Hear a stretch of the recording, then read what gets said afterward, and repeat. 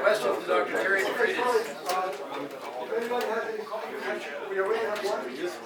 Don't go away. Not yet. Question. You want me to hold up? Yeah, what's that? Oh, wow, that's right. Look at the line. Dr. Terry DeFreitas.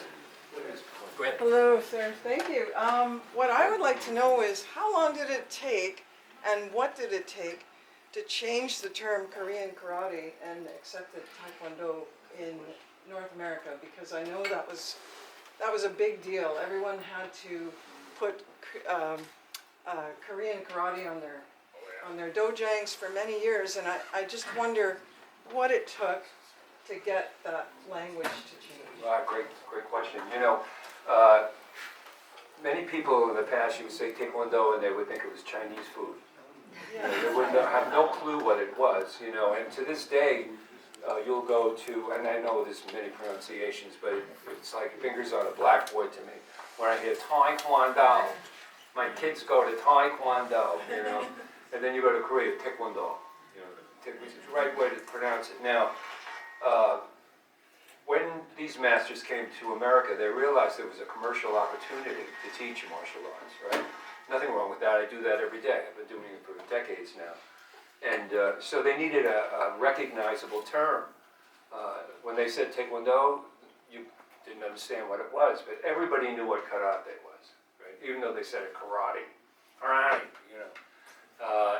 And so in order to distinguish it from Japanese karate, it was called Korean karate. Now, he wasn't the first one to use that.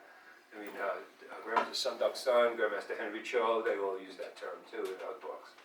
But, you know, quite honestly, someone had to stand up for that and begin the process of recognition. And I don't want to say Grandmaster Chun was the only one. I don't want to raise him to messianic proportions, but he was one of the big supporters of that.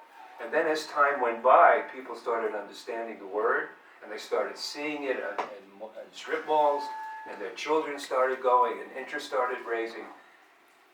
I don't see many karate schools at all anymore now. Every strip mall you go to is Taekwondo.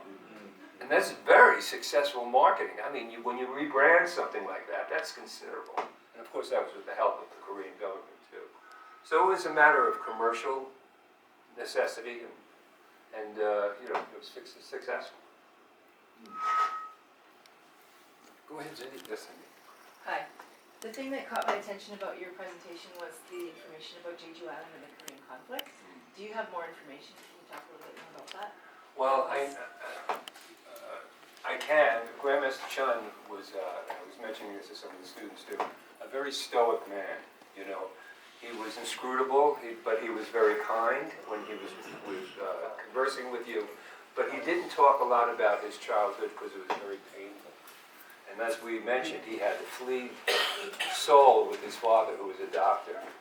And there was a school that he was attending there, and the citizens of Jeju were not kind to them. And I found that quite interesting, to be honest with you. You know, they were very accepting. And so they treated them poorly. So every time there was a problem, Grandmaster Chun would stand up to the bullies, and he would try to correct the problem. And there is a little bit, Cindy, where'd you go? There is a little bit more about that in his autobiography. So I'm sorry I can't give you specifics, but there is a little bit in there. Thank you. 1 minute if you can do it. Real quick. I could hopefully. Thank you. Good morning, sir. Thank you very much for your time. Our question is, you had spoken a little bit about the mature student. So did you have some advice that you could quickly give to masters in schools who have a lot of adults entering to try Taekwondo? What would you give them to encourage What a the great students? finishing question. Thank you sir. so much. Dr. Duzwanka and I speak about this all the time. There's the philosophical, spiritual side of Taekwondo and then the physical side of Taekwondo. How do we interest people in the philosophical and the spiritual side of it? It's a chore, it really is. But you know, if you do it with passion, if you explain the history, and you do it as if you really mean to pass it on correctly, people are receptive to it. Not everybody is, and if you have the information at hand, that's number one, right? You have to be sincere about the information and know it. If you just try to paint over it, it's not going to work. People realize these things. We've been very successful at my school because we attract people who want to look under the hood of Taekwondo. You know, not just the physical kicking and punching. Although we teach that, but we don't stress, and I know we have a lot of competitors here, we do not stress the competition aspect of Taekwondo. Most of my students are here with me today, know what I'm talking about. We talk about the philosophy and how we got there, we talk about the history about how we got there. So I guess the quick answer is talk about it. Don't be afraid to bring up that part of that component of Taekwondo, but do your study. I mean, learn it, read what you need to do, and pass it on to your students.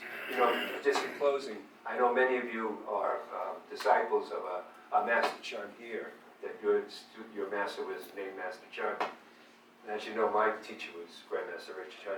I think we need more Master Chuns in the world. I think our world would be better if we had more Master Chuns, but each of us are parts of that. So we go out in the world, and every place we go, it's just a little bit better. So let's never give up.